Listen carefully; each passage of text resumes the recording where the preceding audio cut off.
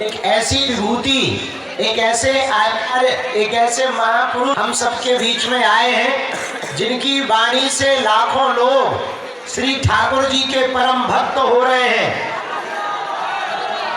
ऐसे हमारे ज्येष्ठ भ्राता श्री आचार्य पूज्य श्री पुंडरीक गोस्वामी जी महाराज जी आए हुए हैं। जोरदार ताली बजा के पागलों स्वागत करो। अच्छा, हम तब से अंदर थे, तुम गाली बकरे हुई हो हमें। हम जब दरबार लगा के गए तब जुकाम हुआ। तो आपका ममत हमें बल्कि हमसे नाराज है, हमें सागर जाना था, लेकिन 3 दिन से यही लोगों को पता है, ये सब लोग रुके, यही सागर था।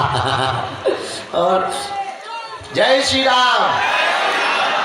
तो बच्चा तो नीचे धन ले, तेरे बच्चों है गौसों का भी बड़ी तोप मार ली का। अच्छा, मुलाकात नहीं भाई, हो जाएगी बस। अच्छा ठीक है, तू वहां आगे आ जाना, अभी हम जब निकले तब मिल लेंगे तुझसे, पक्को मिलने। खुश? चुप है जा। अब सब लोग, अच्छा हाँ उस तरफ वालों, सीताराम,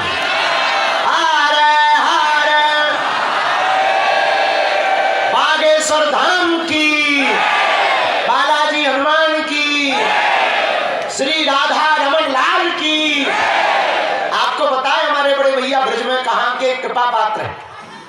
बोलो, जोर से बोलो। श्री राधा रमन लाल जी के हैं।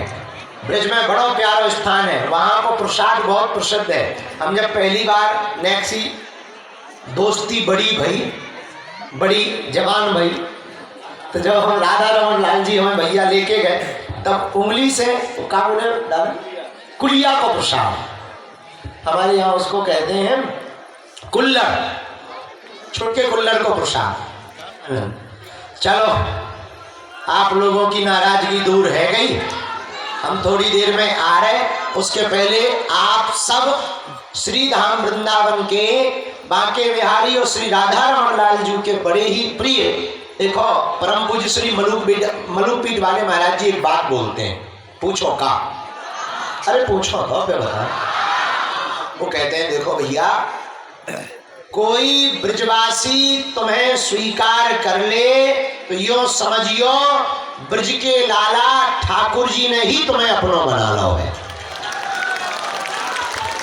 ये मलुकपीठ वाले महाराज जी कहते, मतलब श्री राधा रमन लाल जी से, श्री धाम वृंदावन से सागर में पहले आपने कथा करी, और सागर हो तो भय बागेश्वर के सागर में, भक्तों के सागर में, एक सागर से उखड़े तो दूसरे सागर में फिर गिरे।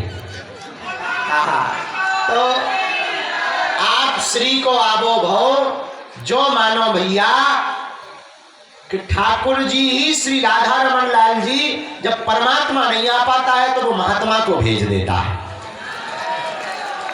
परमात्मा जब नहीं आ पाते हैं, जैसे कोई मंत्री बिजी होता है तो क्या करते हैं, अपने पीए को भेज देते हैं, हाँ या ना? कोई बाप बिजी हो तो बेटा को भेज देते हैं। उसी प्रकार जब परमात्मा व्यस्त होते हैं तो वो महात्मा को भेज देते हैं।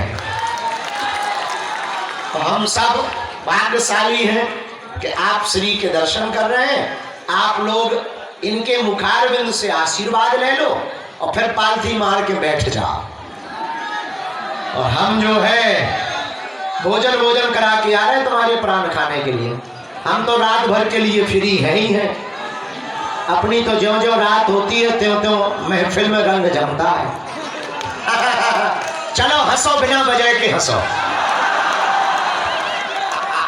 ऐसो ना जरा मलक मलक के हंसो, बिना बजाय के हंसो। आओ अपनो भाई साधु जी। और आपको आगे को मतलब जो है 23 तारीख को जो कैंसर हॉस्पिटल को भूमि पूजन है? और 26 को का है कन्या गंगा उत्सव। अब ऐसे आशीर्वाद है वो तो सफल है जाने। अब हम अपना माइक दे रहे हैं। सीताराम।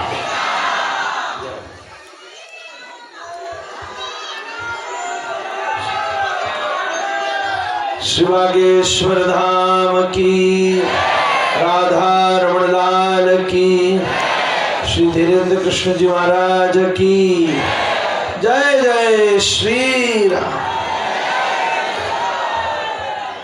तो सागर में हमारी कथा चल रही थी और कुंभ जाना था, पर हम उस समय ये भूल गए थे कि सागर को हनुमान जी पार कराते हैं।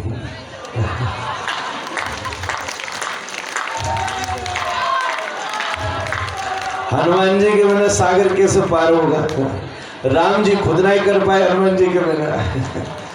तो जब श्री हनुमान जी बीच में थे और उन्हीं ने सागर पार कराना था, तो अवसर बन गया कि छतरपुर हमने बोर्ड में पढ़ा, तो हमने कहा क्षत्र छाया लिए बिना जाना ठीक नहीं होगा।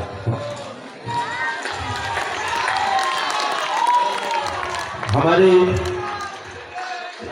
घर के संबंध से तो अनुज, पर वैसे अत्यंत आदरणीय और इस पूरे देश में सनातन धर्म की एक नवीन अलग जगाने वाले धीरेन्द्र शास्त्री जी महाराज। एक बात आपसे कहूं, कुछ वर्षों के बाद कुछ पीढ़ी निकलने के बाद आप अपने घर में इस बात को बड़े गर्व से कहोगे कि पता है हम उस समय इस भारतवर्ष में पैदा हुए थे जब धीरेन्द्र शास्त्री जी महाराज यहाँ मौजूद थे। ये अभी आपको इतना नहीं पता चलेगा। हम लोग सुनते हैं ना, बड़े बड़े संत हुए भाई, फलाने संत हुए, धर्म सम्राट जी हुए तो हम उनके समय थे, बाबा हुए नीम करौड़ी हम उसके समय थे, वो फलाने महापुरुष हुए हम उनके समय थे, स्वामी विवेकानंद हुए हम उनके समय थे। अभी आपको नहीं पता चलेगा, थोड़े समय के बाद में कई जगह आपकी वाहवाही इसलिए हो जाएगी क्योंकि आप इस भारतवर्ष में उस समय हैं जब हमारे बागेश्वर सरकार मौजूद है। और कोई हमसे पूछेगा, हमारे बाल बच्चा हमसे पूछेगा तो वो कह देंगे हाँ हमारे चाचा ही होते हो हमारे। सो ऐसी बढ़िया बात है आप। हाँ, कैसा अद्भुत। मैं पिछले बरस हनुमान उत्सव पर यहाँ था और लगभग 10 महीना बाद फिर से आ पाया। और ऐसी अद्भुत बात है कि जब भी मेरा चक्कर लगता है 6 महीना साल भर बाद, तो हमको जगह पहचान में नहीं आती। हम बोले यहाँ पिछली बार तो आए नहीं थे, कोई नई जगह ले आए क्या? कुछ ना कुछ नया निर्मित, कुछ ना कुछ नया निर्माण, कोई नया भवन। आप सबका प्यार ऐसा है कि एक छोटे से स्थान को इस पूरे विश्व का केंद्र बना दिया हमारे।